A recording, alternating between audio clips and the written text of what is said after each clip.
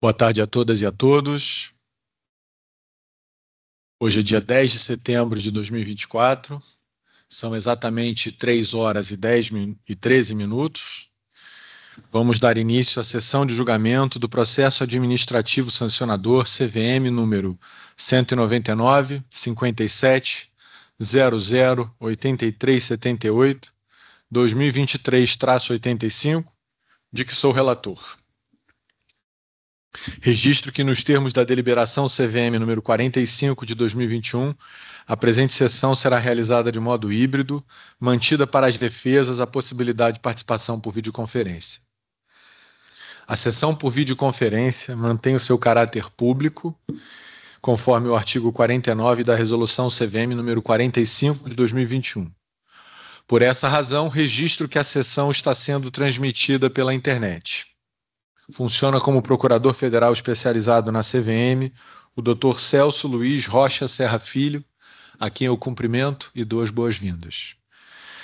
São acusados no presente processo Antônio Carlos Romanowski, Eduardo Larangueira Jacome, Léo Julian Simpson, Thomas Cornélios Azevedo Reichenheim, Nelson Sequeiros Rodrigues Tanures, Roberto Luiz Portela, todos representados pela doutora Fernanda Cirne Montofarno Gibson, a quem eu cumprimento e igualmente dou as boas-vindas. Tendo em vista que o relatório do processo foi previamente disponibilizado no site da CVM, eu dispenso a leitura do mesmo. Observações quanto à sua redação poderão ser encaminhadas diretamente ao meu gabinete. Passo, então, a palavra à defendente para a sua sustentação oral, lembrando do nosso regime de 15 minutos aí para o uso da palavra e agradecendo a sua presença.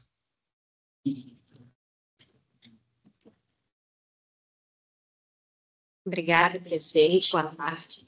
Boa tarde, presidente João Pedro, diretor Otto Lobo, diretor João Acioli. Tentar me ater aqui ao nosso tempo. O objeto desse processo é a apuração de responsabilidade dos membros do Conselho de Administração da Gafisa na fixação do preço de emissão das ações da companhia e um aumento de capital aprovado na RCA de 15 de setembro de 2019, perdão, de abril de 2019, em suposta violação ao artigo 170 da Lei das SA e, em consequência, do então DRI da companhia, Roberto Portela, pelo suposto descumprimento do artigo 45 da Instrução 480, então, em vigor, por não divulgar os critérios adotados e embasamento legal para os preços de emissão fixados no aumento. O tema desse processo ele não é exatamente novo para a CVM, ele foi apreciado de maneira limitada em sede de recurso apresentado pela companhia em face do entendimento da área técnica no processo que deu origem no âmbito da supervisão baseada em risco. Porém, na ocasião, como bem ressaltou a então relatora do recurso, Flávia Perlingeiro, a análise recursal do colegiado, na ocasião, era limitada e não abrangeu os aspectos casuísticos que demandam a instrução e o exame de todo o conjunto fático probatório em relação à operação e às condutas apuradas. E complementou que a análise acerca da legalidade dessa estratégia é tarefa bastante desafiadora, e não apenas por seu ineditismo, mas também por sua complexidade. No caso em questão, a CEP manifestou o entendimento de que os administradores da Gafisa teriam violado o artigo 170 da Lei das SA, por não ter sido possível identificar de que forma os critérios elencados no parágrafo 1º do artigo 170 teriam sido utilizados para a definição do preço de emissão das ações, tendo ainda a área técnica entendido não ser possível a aplicação de ágio ou deságio no critério de valor econômico da ação, exceto quando algum elemento específico relevante não tivesse sido capturado no laudo de avaliação correspondente. Também porque a aplicação do deságio previsto no parágrafo 1º do 170 só é previsto em casos em que o preço de emissão da ação é determinado pela cotação de suas ações em bolsa de valores ou no mercado de balcão organizado e, cumulativamente, em função de condições de mercado, não havendo previsão legal para aplicação de deságio sobre preço de emissão definido por perspectiva de rentabilidade futura. Ainda, a CEP considerou irregular o aumento em decorrência dos deságios previstos pela companhia na operação, na qual o médio capital prevê 3 preços de emissão, diversos para a mesma espécie de ações, no entender da SEP, o que não encontraria previsão legal ou regulamentar para esse mecanismo.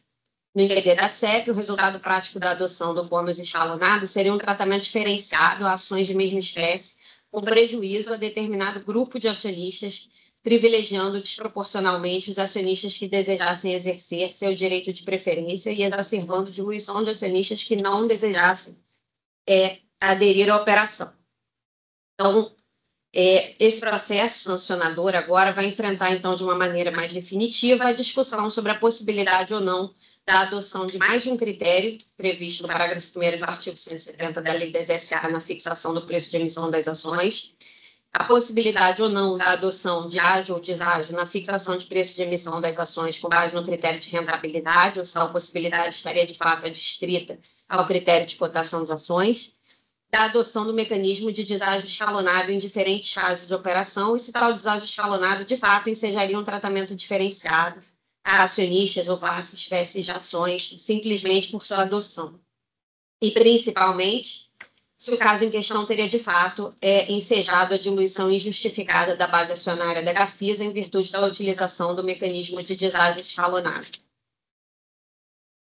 Antes de entrar nos argumentos propriamente ditos jurídicos, eu gostaria de chamar a atenção de todos para o contexto fático em que a companhia estava inserida por ocasião da aprovação do aumento de capital em 2019.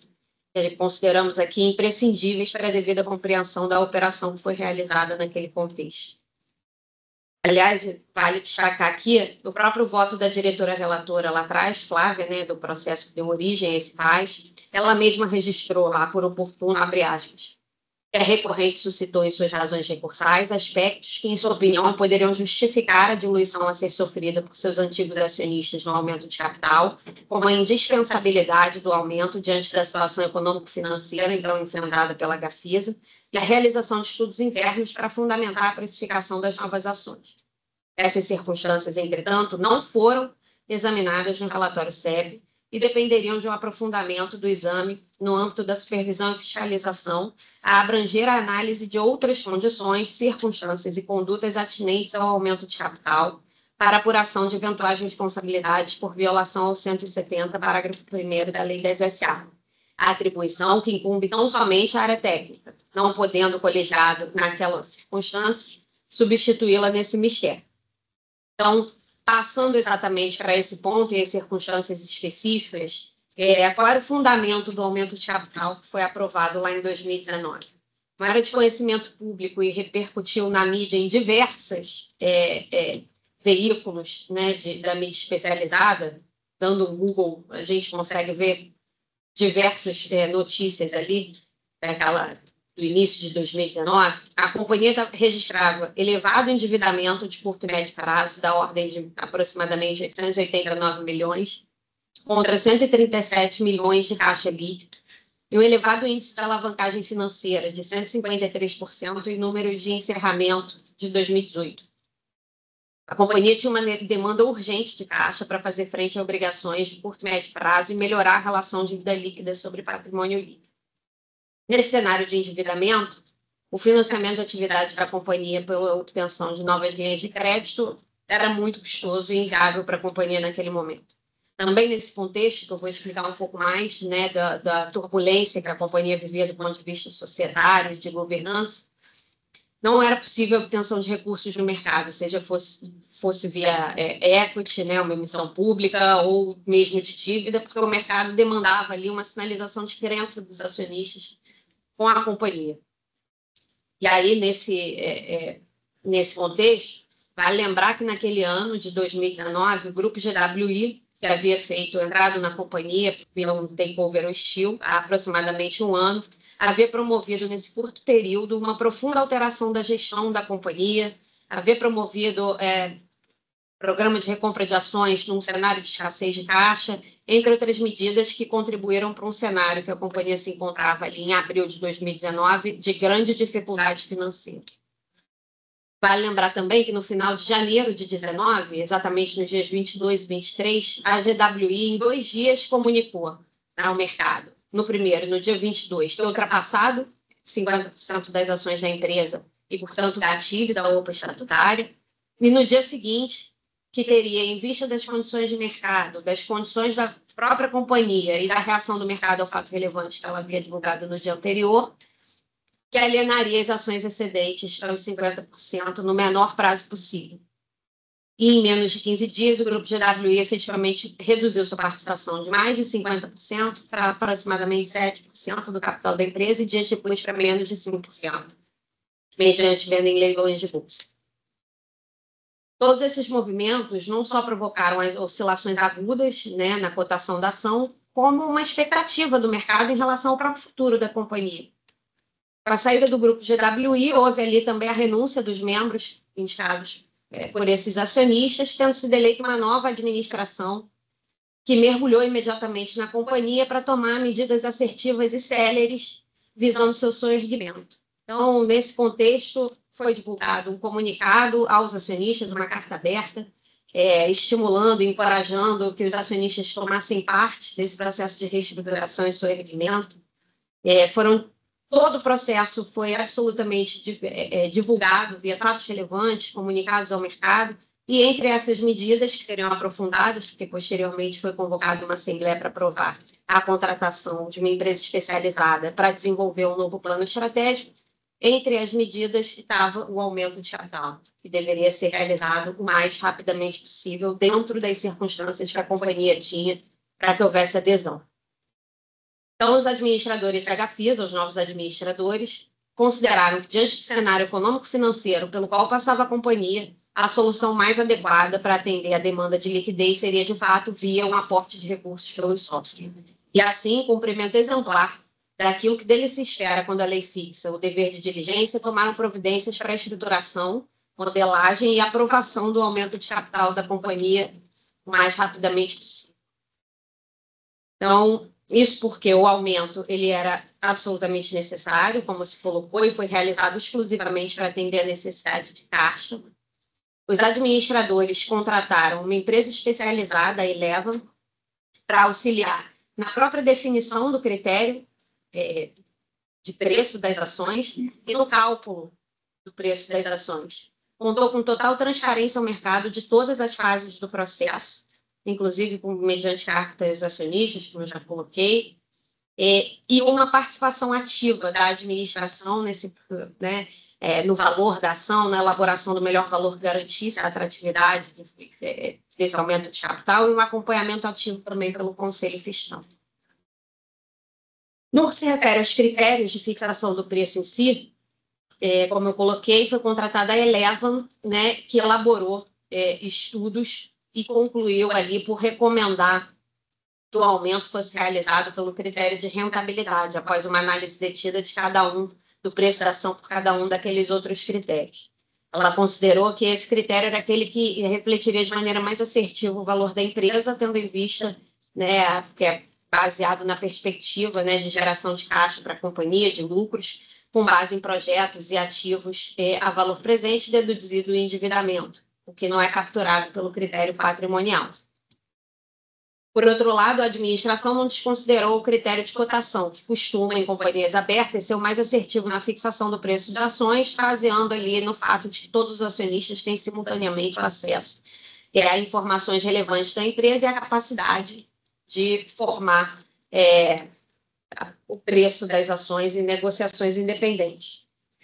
Então, a companhia, passando ali por esse período turbulento, também esse critério da cotação não seria o mais adequado individualmente. Então, a administração entendeu que uma conjugação dos dois critérios seria aquele que melhor refletiria o preço da ação. Conforme o laudo da Eleven, já entrando aqui no preço em si, apurou-se o intervalo mínimo e máximo para o valor da ação, tendo sido utilizado o ponto médio do intervalo, que foi de R$ 6,02. A partir desse valor, a administração considerou, com base nos seus estudos internos do comportamento da ação, tendência de desvalorização, relatório de análise de analistas que acompanhavam a companhia, que passou de manutenção para venda do papel, deveria ser concedido um deságio para estimular os acionistas a aderirem. E assim modelaram a estrutura de deságio escalonado, que seria concedido aos acionistas, sendo 15% sobre o preço base, de R$ 6,02, no âmbito do exercício da preferência, e um desconto adicional de 3% na fase de subscrição de sobras. O objetivo dessa modelagem era justamente alcançar um equilíbrio entre a necessidade urgente de caixa para o atendimento das demandas da companhia de curto prazo e o interesse social, em consequência, e um mecanismo que evitasse a diluição injustificada da base acionária, estimulando que a própria base acompanhasse, tivesse estímulos para acompanhar o aumento. O modelo escolhido, no entender da administração, seria o ideal para atender as duas preocupações, na medida em que concedia estímulos para os acionistas acompanharem o aumento na preferência e um adicional nas sobras e que não fosse necessário recorrer a leilão de bolsa com o ingresso de novos acionistas na base. E o resultado do processo, de fato, foi um sucesso. Só na fase do exercício da preferência, quase 50% do valor do aumento foi subscrita com a participação de mais de 1.000 acionistas, em uma base acionária que era completamente pulverizada, sendo a maioria acionistas pessoas físicas. E o aumento de capital foi integralmente subscrito dentro do rateio de sobras, não tendo sido necessário leilão de bolsa para colocação de excedente. Aliás, cumpri também mencionar aqui que não houve absolutamente nenhum questionamento ou reclamação na CVM ou diretamente à companhia a respeito do aumento ou do processo.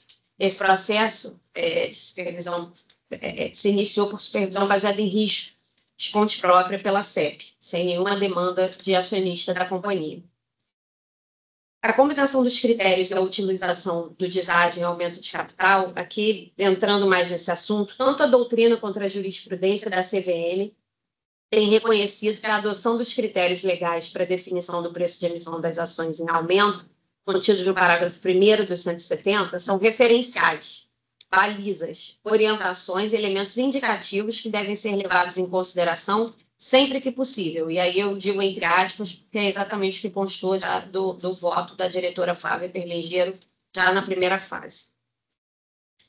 Inclusive, como diversos precedentes já reconhecem, e algo assentado na casa, pode consistir, inclusive, em critério diverso daquele previsto em lei. E, aliás, com a conjugação deles, como a própria lei permite, ela fala na utilização individual ou conjuntamente daqueles critérios, pode se dar um quarto critério, que também é admitido, como é o caso, por exemplo, em subscrição pública, em que se admite ali book building, na integralização de crédito ou na compra pela companhia de um ativo via contribuição em aumento de capital, em que há efetiva negociação com a contraparte, ou titular do crédito, ou titular do bem, ou investidores interessados em colocar capital. Os valores obtidos a partir da análise dos critérios elencados no 170 podem e devem ser ajustados de acordo com as circunstâncias do caso concreto, até para viabilizar que seja efetivamente aderido, né? Conforme foi decidido no processo 2010-16884, em 17 de dezembro de 2023, sob a relatoria do diretor Otávio Asbeck, que inclusive deu parecer favorável aqui à operação no presente processo, e abre aspas. Inicialmente, deve-se frisar, como já o fez a doutrina, que a lei acionária não estabelece uma fórmula rígida para a fixação do preço de emissão. A doutrina também reconhece, ante a locução, tendo em vista, que o poder de fixar o preço de emissão é um poder que se pode caracterizar como discricionário, no sentido técnico da palavra. É evidente que o valor ou valores eleitos devem ser ajustados às peculiaridades do caso concreto por meio de uma ponderação que considere fundamentalmente a potencial demanda pelas ações da companhia. No que se refere ao mecanismo do deságio escalonado, a acusação defendeu que a adoção privilegiaria desproporcionalmente acionistas que desejassem exercer seu direito de preferência, causando diluição injustificada dos demais acionistas da companhia. E o tratamento diferenciado residiria na diferenciação sobre potenciais decisões de investimento de acionistas conforme os preços de emissão de cada etapa. Mas aqui não há que se falar em tratamento diferenciado. É importante também circunstancial que a doutrina entende por tratamento diferenciado na lei das SA. E ela entende como tendo duas faces, a igualdade formal e uma igualdade substancial. A formal residiria nos direitos conferidos às ações no Estatuto Social. Aqui, todas eram ações ordinárias com os mesmos direitos.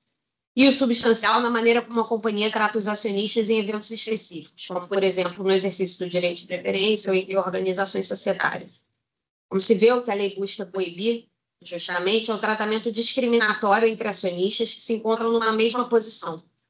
Isso é, Se o preço de emissão já fosse na partida diferenciado conforme a qualidade de qual acionista, o que não ocorreu. No caso do aumento de capital da Gafisa, aprovado em 2019, a diferença residia nas fases do processo, mas todos os termos e condições foram oferecidos igualmente e uniformemente para todos os acionistas da companhia. E a ideia da administração era justamente evitar a diluição justificada, né, com o ingresso de novos acionistas, possibilitando e estimulando que os acionistas da base acompanhassem. Então, criava um estímulo para que eles exercessem a preferência e um pequeno estímulo adicional para que eles participassem também da subscrição das sobras, acompanhando e mantendo as suas posições no capital da companhia. A SEC argumentou que o mecanismo de deságio não encontra previsão legal, e aqui é importante também revisar que no campo do direito privado, né, vigora o princípio da autonomia privada, em que tudo que o particular pode, tudo aquilo que não lhe é vedado, diferente da administração pública, né, que só pode fazer aquilo que está previsto em lei. A lei da SSA não tem nenhum dispositivo que vede expressamente a emissão de ações por preços diversos numa mesma operação de aumento de capital. E tem, como eu já coloquei, diversos precedentes, inclusive práticos, e seja em parecer da SJU já da década de 80, reconhecendo a possibilidade da adoção de mais de um preço no aumento, seja na instrução CVM 400, revogada bem recentemente, e posteriormente ao aumento de capital, que reconhecia também a possibilidade da prática de mais de um preço de subscrição pública, especialmente ali no exercício do direito de preferência pelos acionistas ou prioridade, e depois, né, no processo de book building. Então, o colegiado da CVM também nunca se posicionou a respeito da impossibilidade de se adotar preços de emissão diferentes ou aplicar deságio escalonado em aumento de capital por subscrição privada, como inclusive ficou claro no voto da diretora Flávia lá atrás. Então, só para encerrar aqui, acredito que a gente tenha passado por todos os argumentos para enfrentar não só a ausência total, né, de vedação para a adoção da modelagem que foi adotada no aumento de capital da companhia, como também os fundamentos legítimos que levaram àquele aumento de capital e da modelagem como foi adotada, tanto do critério escolhido como do preço de emissão que foi fixado, tendo em vista as circunstâncias da companhia naquele momento. E ainda, né, balizando com precedentes práticos que, caso a lei vedasse, de fato não deveria ter nem regulamentação, nem posição da CVM que flexibilizasse. Então, só para fechar, a ausência de vedação legal, somada à norma regulamentar que autorizava a fixação de mais de um preço em aumentos de capital realizados por oferta pública, tornava possível. E ainda que se discordasse a posição, o colegiado não poderia adotar um entendimento inédito e condenar administradores que interpretaram a lei e a regulamentação em sentido diverso daquele que foi interpretado pela SEC nesse processo. Obrigada. Obrigado. Agradeço a doutora Fernanda. Passo a palavra ao doutor Celso. Senhor presidente, senhores diretores, é um processo, né, cujo objeto já foi bastante debatido no âmbito da CVM, a nossa numeração original, a atuação da CEP, objeto de recurso. Não houve um pronunciamento definitivo no colegiado naquele momento, porque, claro, por critério, inclusive, de conveniência e oportunidade, parece que o entendimento é que esse entendimento seja hoje objeto de uma decisão no âmbito de um processo sancionador para melhor orientar o mercado.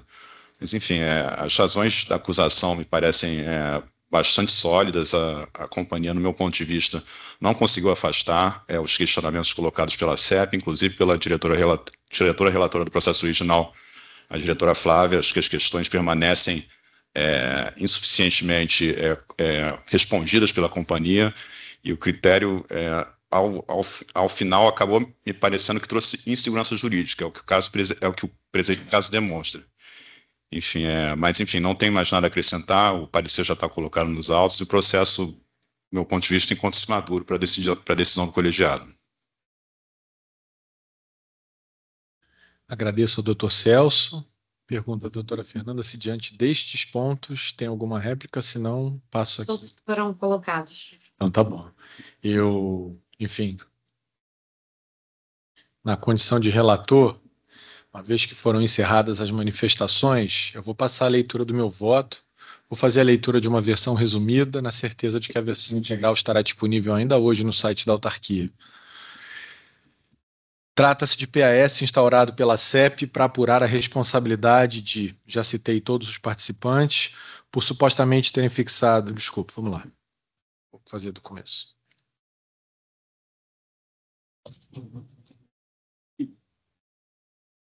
Trata-se de PAS instaurado pela CEP para apurar a responsabilidade de Antônio Romanowski, Eduardo Giacomi, Léo Simpson, Thomas Reichenheim, Nelson Tanuri e Roberto Portela, na qualidade de membros do Conselho de Administração da Gafisa, por supostamente terem fixado condições de preço de emissão para o aumento de capital em descumprimento ao artigo 170, parágrafo 1º da Lei das SA, e Roberto Portela, na qualidade de DRI da Gafisa, por supostamente não divulgar os critérios adotados e o embasamento legal para os preços de emissão fixados no aumento de capital em descumprimento ao artigo 170, parágrafo 7º da Lei das SA, combinado com o artigo 45 da então vigente Instrução 480. Eu pedirei aqui para os amigos da GCP, dado que tem gente com frio, que o ar-condicionado seja desligado momentaneamente, aí na medida em que o calor se restabeleça, a gente liga ali para ninguém ficar com frio aqui, ok? O presente PAS originou-se no processo CVM, que já foi citado, instaurado pela CEP, para analisar no âmbito da supervisão baseada em risco o aumento de capital da Gafisa, aprovado pelo Conselho de Administração, conforme divulgado aos acionistas em 15 de 4 de 2019. No âmbito daquele PA, por meio do ofício CEP 86, a área técnica informou à companhia que haviam sido identificadas inconsistências no aviso aos acionistas, ao verificar que o aumento previa a aplicação de 2 deságios escalonados sobre o preço de emissão, de forma que a operação teria 3 preços de emissão distintos, e não ficou demonstrado qual o critério utilizado para a fixação do preço de emissão ou dos bônus que incidem sobre ele. Adicionalmente, a CEP solicitou à companhia o refazimento do aviso de acionistas, de modo a refletir as referidas informações e a prestar os devidos esclarecimentos. A companhia, por sua vez, atendendo às solicitações da CEP, reapresentou os avisos acionistas em 18 de 4 e 26 de 4 de 2019. Adicionalmente, a companhia protocolou resposta ao ofício encaminhado pela CEP. A CEP, no entanto, ao analisar o aviso republicado, manteve o seu posicionamento acerca daquelas irregularidades que eu já mencionei anteriormente. A companhia optou por prosseguir com o aumento de capital e apresentou recurso acerca do tema ao colegiado da CVM. O recurso foi examinado na reunião do colegiado do dia 28 de 2 de 2019, do 18 de 2 de 2023, ocasião em que o colegiado, por unanimidade essa formada pela diretora Flávia Perlingeiro, por mim, pelo diretor Otto Lobo, pelo diretor João Ascioli e pelo ex-diretor Alexandre Rangel. Aqui, naquela ocasião, todos nós votamos pelo não provimento do recurso. No entendimento do colegiado, a estrutura adotada no âmbito do aumento de capital era irregular, na medida em que gerava a diluição injustificada de parcela da base acionária e estabelecia um tratamento desigual entre acionistas. O critério para fixação do preço de emissão não teria observado o disposto no parágrafo 1º do artigo 170. Ato contínuo, o colegiado determinou o retorno do processo à CEP para eventuais providências adicionais. Seguindo o rito previsto na Resolução 45, a CEP reiterou seu entendimento acerca das irregularidades identificadas, tendo apresentado um termo de acusação. Esse caso aqui não tem questões preliminares, então eu organizei o meu voto, primeiro falando um pouco da fundamentação teórica, em seguida apresentando as principais características desse aumento de capital. Passando então à fundamentação teórica, o aumento de capital é a operação societária por meio da qual a companhia modifica o seu aumento do seu capital social para aumentá-lo, podendo adotar modalidades unilateral, que é especificamente o aumento de capital mediante a capitalização de lucros ou reservas previsto lá no artigo 169 da Lei das SA, bilateral, que são todos os outros casos que pressupõem a manifestação de vontade da companhia que delibera emitir as ações e das pessoas que se comprometem a subscrevê-las ou adquiri-las.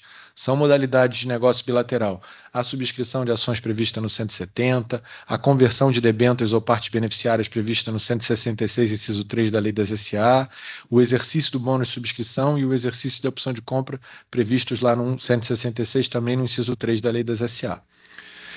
O aumento de capital ele pressupõe a deliberação de aumentar por parte do órgão social competente, que em regra é a Assembleia Geral, mas pode ser o Conselho de Administração nas companhias de capital autorizado. De forma simplificada, o aumento de capital ocorre quando a companhia emite novas ações que podem ser subscritas pelos atuais acionistas e, ou, conforme o caso, podem ser subscritas por novos subscritores que passarão a ser novos acionistas da companhia. A emissão de ações em aumentos de capital tem o potencial de alterar as participações dos acionistas no capital social da companhia, inclusive diluindo-os injustificadamente, razão pela qual a legislação societária é cuidadosa ao tratar desse tipo de operação. Nesse contexto, a lei das SA busca compatibilizar a viabilidade e capitalização da companhia mediante o ingresso de capital de seus acionistas de forma célere e eficiente e, ao mesmo tempo, a proteção da generalidade dos acionistas, garantindo-lhes o direito de preservarem as suas respectivas participações societárias e estabelecendo regras contra eventual diluição injustificada de suas participações acionárias. A possibilidade de manutenção da participação societária pelo acionista assegura-lhe o direito de manter seus direitos de participação na companhia, tanto do ponto de vista de seus direitos políticos quanto de seus direitos patrimoniais. Do ponto de vista político, a preservação de participação do acionista é essencial para assegurar a manutenção de sua capacidade de influir nas deliberações assembleares e a sua legitimação para o exercício de determinados direitos políticos e econômicos que são privativos de titulares de determinados percentuais de participação societária. Nota-se, portanto, a relevância e os potenciais impactos desse direito na organização das relações internas da companhia.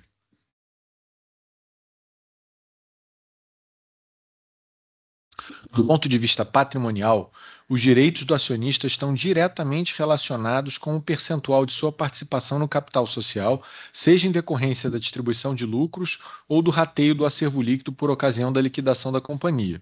Nesse sentido, a legislação societária prevê que, na proporção do número de ações que possuírem, os acionistas terão preferência para a subscrição do aumento de capital, conforme caput do artigo 171 da Lei das SA.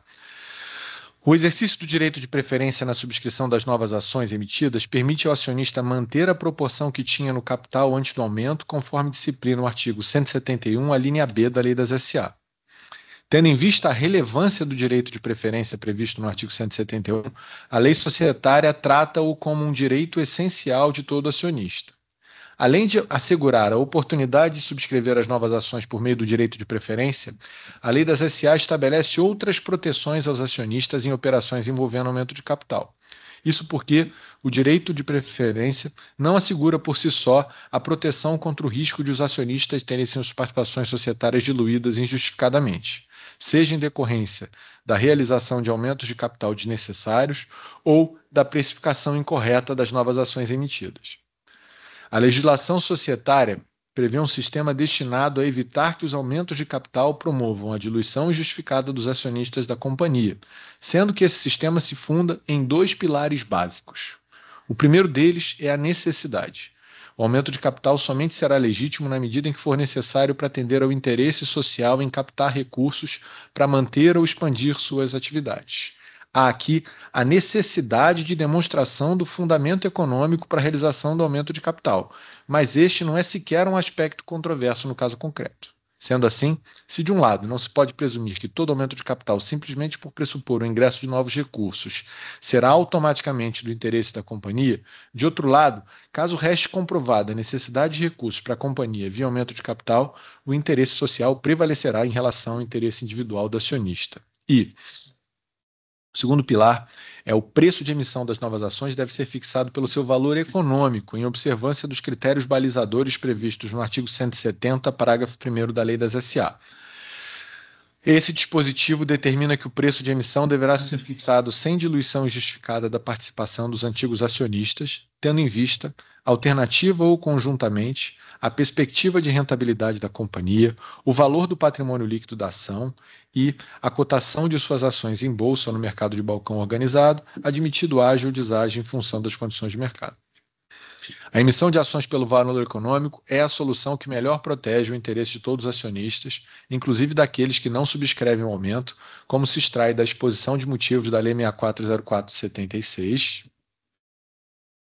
A preocupação do legislador ao fixar os critérios balizadores foi vedar a fixação do preço de emissão, cujo efeito é a diluição injustificada dos antigos acionistas.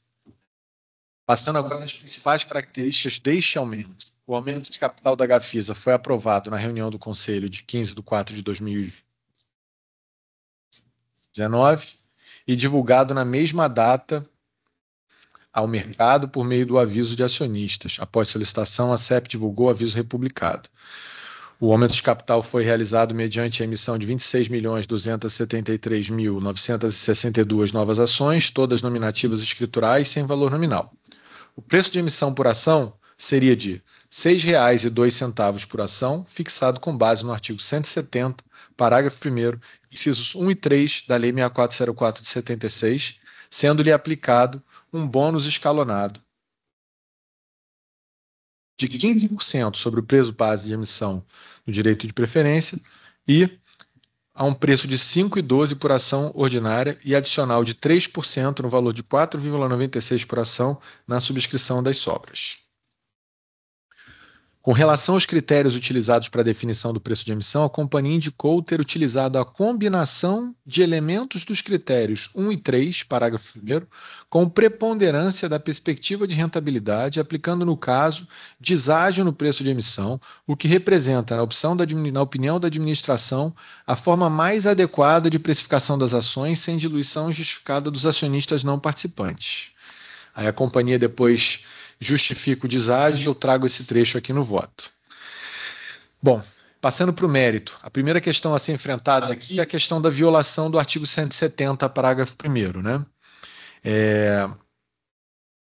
A primeira questão diz respeito à regularidade da fixação do preço, com base no que dispõe o 170, parágrafo 1º. Mais especificamente, apura-se se a estrutura de preços de emissão adotada no aumento de capital, com a aplicação de um bônus escalonado, promoveu o tratamento diferenciado entre acionistas e gerou uma diluição injustificada de determinados acionistas. E se o preço de emissão observou os critérios previstos no referido dispositivo da Lei das SA. Para melhor compreensão, eu dividi isso aqui em 3 itens: a existência de mais de um preço de emissão, a base legal e ou regulamentar para a estrutura de preços e a observância dos critérios do parágrafo 1º do artigo 170. Então, dissecando, indo para o item 1. A discussão quanto à existência de múltiplos preços de emissão no aumento de capital foi inicialmente trazida pela SEP no já citado ofício 86. De acordo com a área técnica, o aumento de capital envolveu a adoção de diferentes preços. Apesar dos argumentos trazidos buscando afastar tal entendimento, ao analisar o recurso interposto, a diretora relatora do PA, ela ponderou que houve o estabelecimento de 3 preços de emissão distintos para as ações, e aí a gente fala dos 3 preços que eu já citei aqui, não vou me repetir. Na reunião realizada lá em fevereiro de 2023, o colegiado da autarquia, por unanimidade, acompanhando aqui a diretora Flávia Perlingeiro, eu, João Ascioli, Otto Lobo e Alexandre Rangel, concordamos que existia ali mais de um preço de emissão no âmbito do aumento de capital. Com fundamento no entendimento proferido pelo colegiado e repisando argumentos trazidos naquele PA, a acusação sustenta, nesse processo administrativo sancionador, que o aumento de capital foi realizado com a adoção de múltiplos preços de emissão em violação à legislação societária. Em sua defesa, os acusados alegam que não houve estipulação de preços de emissão diferentes para a subscrição de ações para cada etapa. E aqui eu trago pedaços da defesa em que o argumento era nesse sentido. Todavia, quando a gente analisa os documentos, fica evidente a existência de múltiplos preços de emissão para a mesma classe de ações. O preço de emissão da ação é o valor em dinheiro ou bens que o subscritor se obriga a pagar para adquirir a ação. No presente caso, existiam 3 valores diferentes. O 6,082, que serviria de base para eventual leilão após a rodada de sobras, o 5,12 por ação obtido pela aplicação do primeiro deságio de 15%, e o 4,96, que seria aplicado na rodada de sobras após o período de exercício do direito de preferência. Adicionalmente, observo que a companhia contratou pareceristas para manifestarem suas percepções acerca da fixação do preço de emissão, os quais inclusive apresentaram as suas respectivas perspectivas sobre os diferentes preços de emissão estabelecidos. Sendo assim, ainda que a companhia tenha utilizado diferentes terminologias para referir-se ao valor da contraprestação devida pela subscrição das novas ações, ora preço base, ora valor base, ora valores de subscrição, é indiscutível que a estrutura de preços proposta para o aumento de capital envolveu múltiplos preços de emissão. Dessa forma, reitero meu entendimento, conforme decisão proferida anteriormente na reunião do colegiado de 28 de fevereiro de 2023, no sentido de que o aumento de capital apresentou mais de um preço de emissão para uma mesma classe de ações. Passo agora para o segundo aspecto. Uma vez verificada a existência de múltiplos preços de emissão no aumento de capital, cumpre avaliar se de preço de emissão adotada no aumento de capital violou algum dispositivo legal ou regulamentar. Para a CEP, a adoção de diferentes preços de emissão para uma mesma classe de ações no contexto de um mesmo aumento de capital não encontra respaldo legal. Adicionalmente, na visão da acusação, a estrutura de preços de emissão adotada no aumento de capital com a aplicação de um bônus escalonado enseja tratamento diferenciado a determinados acionistas, a saber, os que exerceram o direito de preferência, e, consequentemente, diluição injustificada de outro grupo de acionistas, os que não exerceram o direito de preferência. Em contraposição à tese da acusação, a defesa argumentou em síntese que, até a decisão do colegiado, não havia qualquer posicionamento por parte da autarquia sobre a impossibilidade de se adotar preços de emissão divergentes ou aplicar deságio escalonado em aumentos de capital, e o procedimento adotado no aumento de capital não apresentou tratamento diferenciado, e a doutora Fernanda novamente trouxe aqui a explicação sobre a visão dela do tema. A lei societária não possui uma vedação expressa e peremptória contra a fixação do preço de emissão distinto em uma mesma operação, de forma que, em tese, tal estrutura não seria irregular. Todavia, a lei das SA deve ser interpretada de forma sistêmica e harmônica com os demais dispositivos da lei.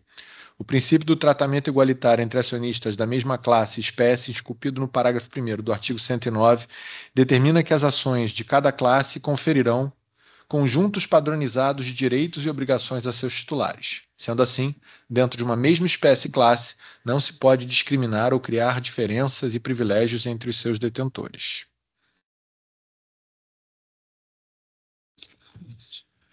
Há aproximadamente 45 anos, o parecer de orientação CVM número 5 de 79 fornece diretrizes sobre o tema da diversidade de preços de emissão em função da diversidade de tipos, espécies, classes ou forma das ações a serem emitidas por uma companhia aberta em um mesmo aumento de capital. As suas orientações permanecem válidas e precisas até os dias de hoje. O parecer de orientação prevê como regra geral o estabelecimento de um único preço para todas as ações, mas excepcionalmente admite a fixação de preços de emissão distintos em um mesmo aumento de capital. Essa faculdade é restrita aos casos em que diferentes tipos de ações a serem emitidas apresentem cotações no mercado significativamente díspares e possuem significativos índices de negociabilidade. Nota-se que a adoção de diferentes preços em um mesmo aumento de capital é excepcional e tem como pressuposto, de forma geral, corrigir a disparidade nos valores econômicos de ações de tipos distintos. No caso concreto, as excepcionalidades que fundamentam a adoção de preços de emissão distintos não se aplicam. As ações emitidas eram da mesma classe e espécie, todas ordinárias, e possuíam valor econômico idêntico, de forma que não se enquadram nas situações previstas no referido parecer de orientação, nem mesmo em precedentes ou em regras da CVM. Como informado pela companhia, a razão do deságio em relação ao preço de emissão das ações seria estimular a adesão pelos acionistas da companhia e, ao mesmo tempo, obter de determinados investidores uma garantia de subscrição de parte do aumento de capital. Nesse sentido, fixou-se deságio de 17,55%, com aplicação escalonada de 15% no exercício do direito de preferência e aplicando-se sobre tal percentual 3% na subscrição das sobras. De acordo com a defesa, esse desconto adicional de 3%, destinado apenas aos acionistas que exercem o direito de preferência, tinha como objetivo estimular a subscrição de ações pelos acionistas e reverter em benefício dos acionistas participantes do aumento eventual comissão para os agentes autônomos que atuariam na intermediação das ações com potenciais investidores.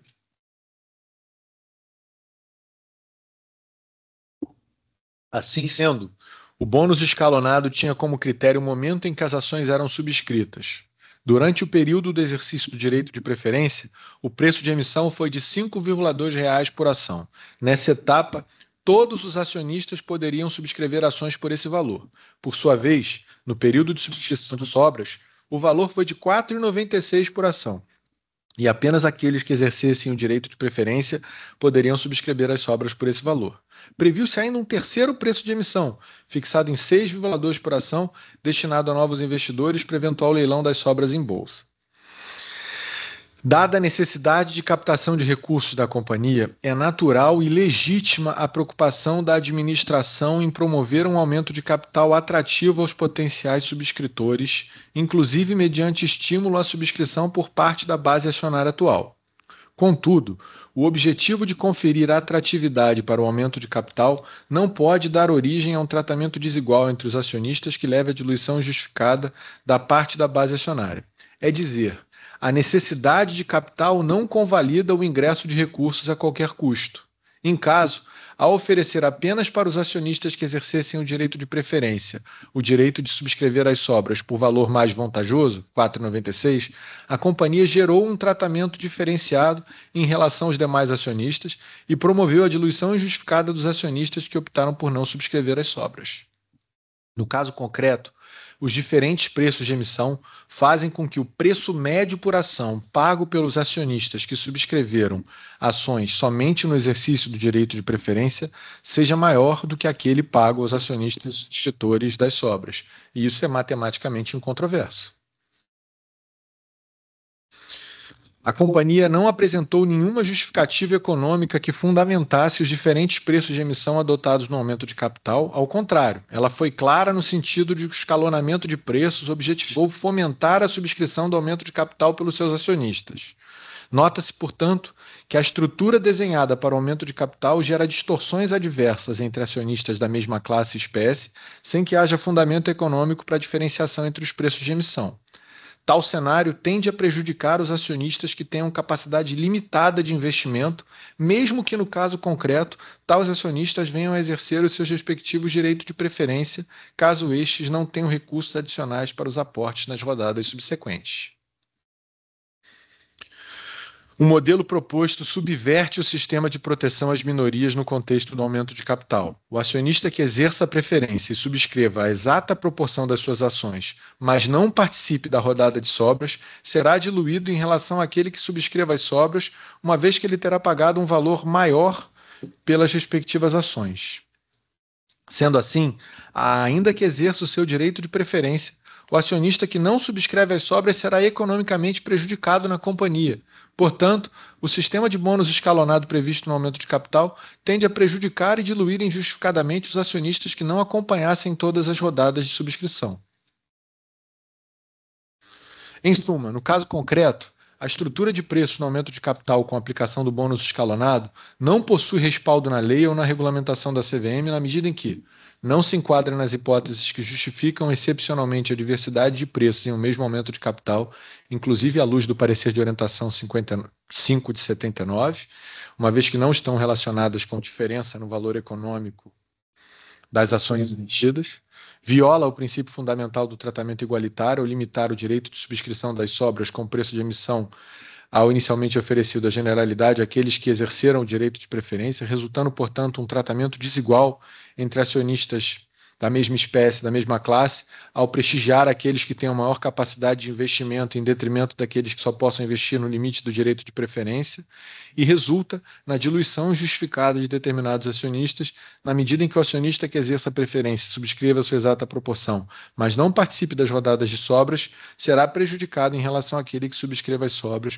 uma vez que ele terá pagado um valor maior pelas mesmas ações. Tudo exposto, a estrutura de preços proposta no aumento de capital violou o disposto no artigo 170, parágrafo 1º da Lei das SA. Por fim, passo a analisar a regularidade da metodologia utilizada pela companhia na estipulação do preço de emissão em observância dos critérios balizadores do parágrafo 1º de 170.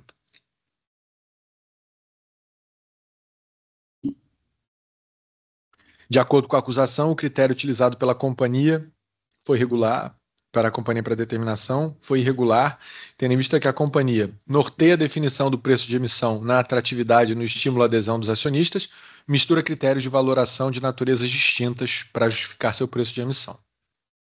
Adicionalmente, a acusação sustenta que a aplicação do ágio ou deságio nos termos tais não seria possível no aumento de capital por ser prerrogativa exclusiva de aumentos de capital nos quais o preço de emissão é fixado com base na cotação em bolsa em função de condições de mercado ou no cálculo da rentabilidade futura, desde que reflitam elementos que não foram capturados pelo valor econômico.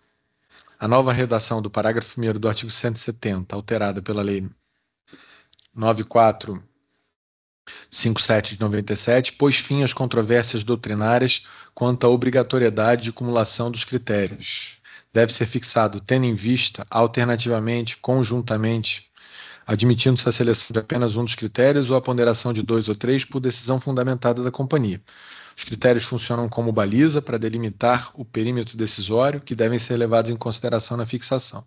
A lei societária conferiu uma certa margem de discricionariedade à administração das companhias abertas na determinação do preço de emissão no contexto de um aumento de capital, mediante a ponderação dos critérios balizadores.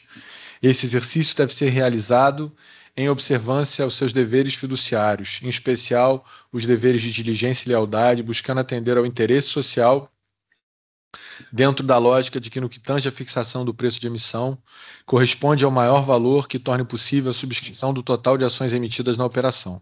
Além disso, em qualquer caso, a decisão deve ser acompanhada de um fundamento econômico válido. Não obstante, a discricionariedade atribuída aos administradores deve ser exercida dentro da moldura de possibilidades, sendo vedada a diluição justificada. A latitude de apreciação disponível para a escolha dos critérios legais na fixação do preço de emissão é condicionada também pela proibição à diluição justificada que é a norma cogente. Assim, cabe ao regulador, quando necessário, avaliar se a escolha da administração foi embasada em fundamentos verdadeiros e consistentes, sem diluição justificada dos antigos acionistas, em observância aos parâmetros legais e regulamentares aplicáveis. No presente caso, o preço de emissão de 5,12 foi fixado a partir da combinação dos critérios previstos no item 1 e 3 do parágrafo 1º do 170, quais sejam rentabilidade futura e cotação em bolsa, com preponderância do primeiro critério. Foi utilizado como valor base o preço de 6,02, que consubstanciava o valor da ação sob o critério da perspectiva de rentabilidade, calculado a partir de laudo de empresa especializada. Na sequência, foi aplicado um deságio de 15% sobre o preço de emissão, resultando em um valor de R$ 5,12 por preço de ação ordinária. Em sede de recurso do PA, a companhia informou que a aplicação do deságio de 15% sobre o valor base se deu de modo a refletir em parte o comportamento das ações naquele período sob a justificativa de que estaria a realizar uma combinação dos critérios 1 e 3, prestigiando em maior proporção a perspectiva de rentabilidade futura e em menor proporção o comportamento da cotação em bolsa. Já em sede de defesa, a companhia alegou que os critérios do parágrafo 1º do artigo 170 foram devidamente analisados por empresa especializada no contexto da elaboração do laudo de avaliação. Além disso, a companhia entendeu recomendável a aplicação de deságio no percentual de 15% sobre o valor base, em razão, enfim, daqueles aspectos que eu digo aqui. Em que pese a alegação de que a aplicação do deságio se deu por razões não refletidas no cálculo,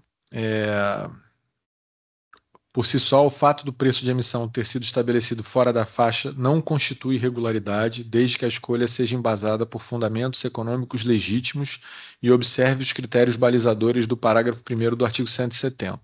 A toda evidência, no entanto, em linha com a decisão do colegiado de 28 de fevereiro de 2023, o desconto aplicado sobre o valor da perspectiva de rentabilidade futura não estava correlacionado com o valor econômico da ação, e sim com a maior atratividade do preço para incentivar a participação dos acionistas na subscrição do aumento.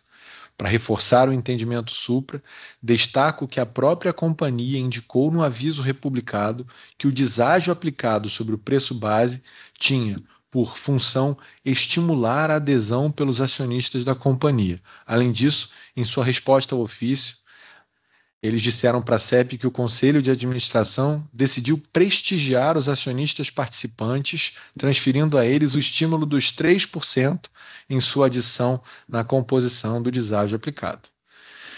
Nos termos do artigo 170, parágrafo 1º, inciso 3, o deságio é admitido em função das condições de mercado, com vistas à correção de distorções no valor das ações em relação à sua cotação no mercado. No caso concreto, o bônus escalonado aprovado pela administração não refletia as condições de mercado, mas o intuito de prestigiar os acionistas a aderirem ao aumento de capital. Por todo o exposto, entendo que, O aumento de capital violou o artigo 170, parágrafo 1º, e concluo que Antônio Romanowski, Eduardo Jacome, Léo Simpson, Theo Reichenheim, Nelson Tanuri e Roberto Portela, na qualidade de membros do Conselho de Administração da Gafisa, devem ser responsabilizados por terem votado favoravelmente na decisão que aprovou o aumento de capital em infração ao artigo 170, parágrafo 1º da Lei das SA. Bom, passo a análise agora da imputação referente à violação do parágrafo 7º do artigo 170, formulada pela CEP, em face do senhor Roberto Portela, que era o DRI da Gafisa na época dos fatos.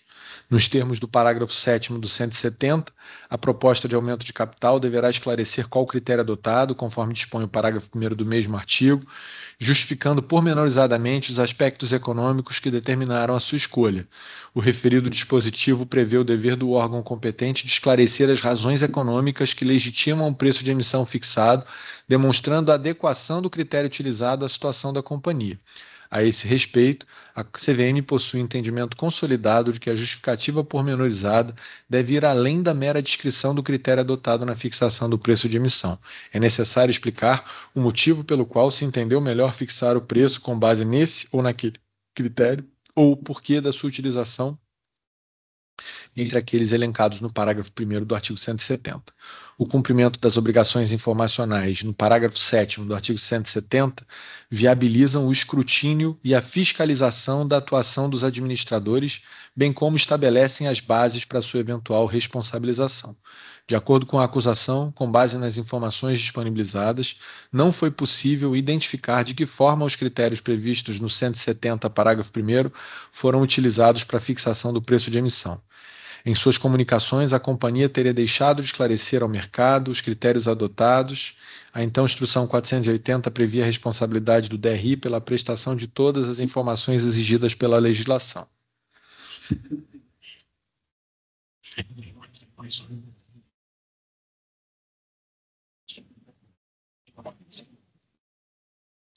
Posso continuar? Quero atrapalhar ninguém, não. Embora concorde com a acusação quanto à existência de irregularidade na fixação do preço de emissão do aumento de capital, conforme explorado na sessão anterior desse voto, entendo que o DRI cumpriu com suas obrigações de esclarecer qual critério adotado, apresentando a justificativa pormenorizada da escolha. Em primeiro lugar, a constatação de eventual erro na fixação do preço de emissão pela administração da companhia não implica na responsabilização automática do DRI, desde que tenham sido prestadas informações suficientes e adequadas sobre os critérios utilizados.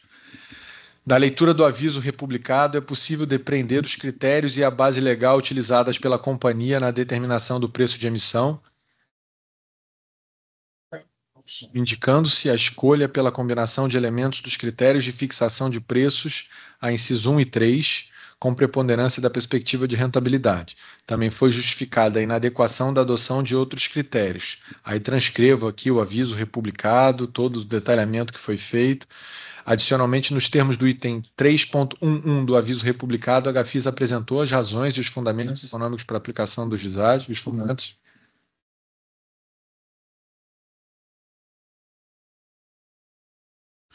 Bem como detalhou a estrutura do preço de emissão. Registro ainda que a CEP apropriadamente diligenciou para que fossem disponibilizadas aos investidores informações adequadas e suficientes. Diante do exposto, eu voto pela absolvição do DRI Rodrigo Portela. Passo à dosimetria da pena. Destaco que os fatos objeto desse PAS ocorreram posteriormente à edição da Lei 13.506 de 2017. Sendo assim, são aplicáveis os valores de multa previstos na atual redação da Lei 6385. Observo que essas infrações são tratadas como graves, estão ali no artigo 1º, inciso 1, no anexo B da Resolução 45. A despeito de serem consideradas graves em linha com precedentes dessa autarquia, o julgador deve avaliar a gravidade das condutas em concreto na aplicação da penalidade. No presente caso, em que pese a gravidade da conduta em abstrato, à luz das características particulares do presente caso, o ineditismo do tema deve ser considerado para fins de dosimetria, razão pela qual o valor deve ter efeito dissuasório, mas não deve ser muito expressivo, garantindo razoabilidade e proporcionalidade.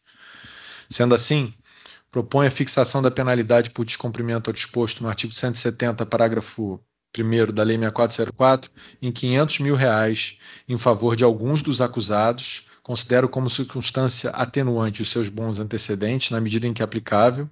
Adoto em linha com os precedentes o percentual de diminuição de 15% pelos bons antecedentes, de tal maneira que a gente pode aqui, no meu voto, destacar o seguinte resultado: Eduardo Jacome, Léo Simpson, Thomas Reichenheim, Roberto Portela, na qualidade de membros do Conselho de Administração da Gafisa, foram condenados à penalidade de multa pecuniária de R$ 425 mil, cada um. Antônio Romanovski e Nelson Tanuri, na qualidade de membros do Conselho de Administração da Gafisa, foram condenados à penalidade de R$ 500 mil, cada um. E o senhor Roberto Portela, na condição de DRI, foi absolvido. Esse é o meu voto.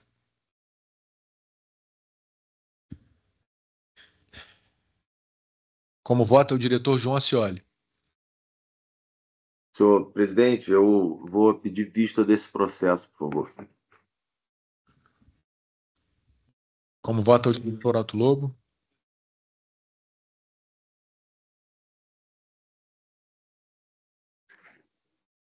Senhor presidente, como eu não vi ainda o voto, eu vou aguardar o retorno de vista. Não vi ainda o voto do diretor Ascioli. Informo, então, que a sessão será suspensa e será continuada por ocasião da devolução das vistas do diretor João Ascioli. Agradeço a todas e a todos. Declaro encerrada a sessão por hoje. Obrigado.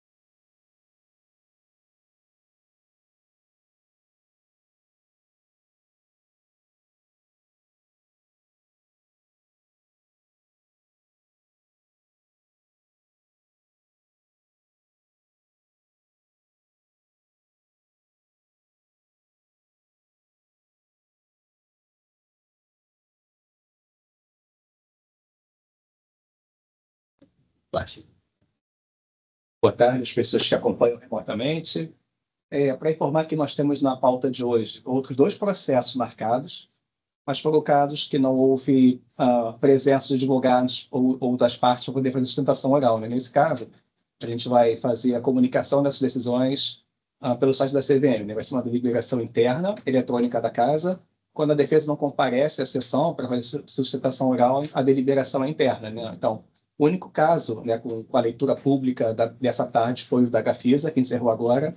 Os demais serão disponibilizados no site da CVM ainda nessa data. Tá? A CVM deseja a todas e a todos uma boa tarde.